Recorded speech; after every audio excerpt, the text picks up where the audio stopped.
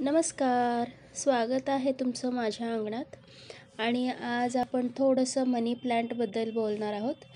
मनी प्लांटच्या माहितीबरोबरच मनी प्लांट कसा लावायचा हेही या व्हिडिओमध्ये आपण बघणार आहोत. तर मनी प्लांटचे मी 2-3 प्रकार कलरमध्ये पाहिलेले, म्हणजे पूर्ण हिरवा असतो, एक असतो पिवळसर असतो, आणि हा आहे माझ्याजवळ पिवळा आणि हिरवा असा मिक्स आहे. ह्याचं पान बघा, थोडंसं पिवळी झळक आलेली आहे. हे पण खूप सुंदर दिसणार आहे. आणि हे ज्याचे रूट बघा, तिथूनच पानाच्या जवळून येणारे ते रूट आहेत. त्यामुळं प्रत्येक पानाजवळ तुम्ही ते कटिंग व्यवस्थित कापून लावू शकता. म्हणजे तिथून एक नवीन रोप तयार होतं. प्रत्येक वेळेसच नवीन आणण्याची गरज नसते. तर हे पण मी माझ्या जुन्या मनी प्लांटचं एक कटिंग घेतले. कटिंग घेताना नेहमी थोडंसं निबर असं कटिंग घ्या. खूप कोवळं कटिंग घेतलं तर ते पाण्यातच कुजून जाण्याची शक्यता असते. त्यामुळे तुम्ही पाहताय ना, माझ्या हातात असं निबर अशी काडी आहे त्याची. तर ही काडी आपण पाण्यामध्ये सुद्धा लावू शकतो, मातीमध्ये सुद्धा लावू शकतो. तर त्यानुसार तुम्ही त्याचे कटिंग कापून घ्या. कटिंग कापलेले प्रत्येक भाग त्याची दिशा परफेक्ट तसंच ठेवत जावा. म्हणजे तुम्हाला लावताना खाली कुठला भाग लावायचा आणि वर कुठला असावा, हे जे गोंधळ होतो तो होणार नाही.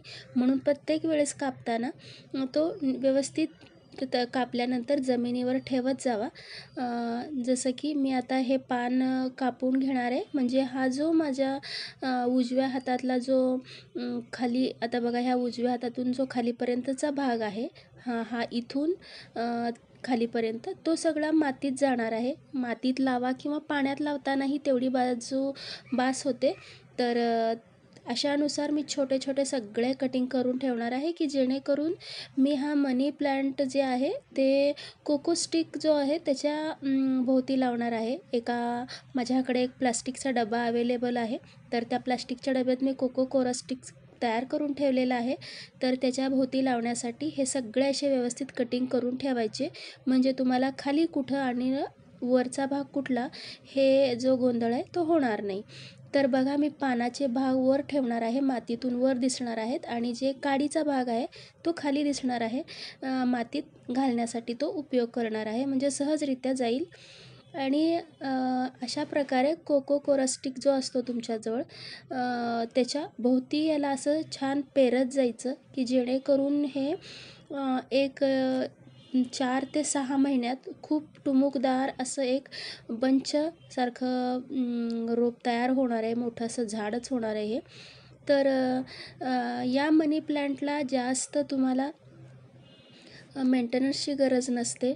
आणि तुम्ही याला हॉलमध्येही ठेवू शकता, घराच्या आतमध्ये इंडोर प्लांट म्हणून उपयोग करू शकता, आउटडोर ठेवू शकता. फक्त येऊन जाणारं ऊन त्याला सहन होतं. त्यामुळं याला जास्त पाण्याचीही गरज लागत नाही. त्यामुळे तुम्ही घरात ठेवला असेल तर 8-8 दिवस पाणी जरी नाही घातलं तरी हे खूप छान टिकून राहतं. त्यामुळे तुम्ही इंडोर प्लांटमधून एखादा कोपरा तुम्हाला सुंदर हिरवागार तयार करण्यासाठी हा मनी प्लांट खूप उपयोगी येणार आहे. हा तसा खर्चही त्याचा जास्त नाही आहे, आणि मेंटेनन्स तर खत पाण्याचा काही तो पण नाही आहे. खत वगैरे जास्त घालायची गरजच नसते. मी तर घालतच नाही आहे. तरीही तुम्हाला घालायचं असेल तर पालापाचोळ्याचा आपल्या गार्डनमधलाच तुम्ही खत थोडंसं वापरू शकता. त्यामुळे लो मेंटेनन्समध्ये खूप सुंदर दिसणारं, घराचा कोपऱ्याची सुंदरता वाढवणारं हे एक मनी प्लांट आहे.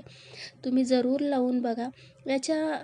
तुम्हाला बाटलीतून लावायचं असेल तर बाटलीतलं पाणी तुम्ही 8-8 दिवसाला बदलून वापरू शकता.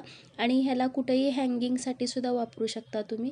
तर येणाऱ्या अजून व्हिडिओमध्ये आपण पाहूयात की आपण हे बॉटलमध्ये वगैरे कसं लावूया. तुम्हाला हा व्हिडिओ आवडल्यास लाईक आणि सबस्क्राईब जरूर करा.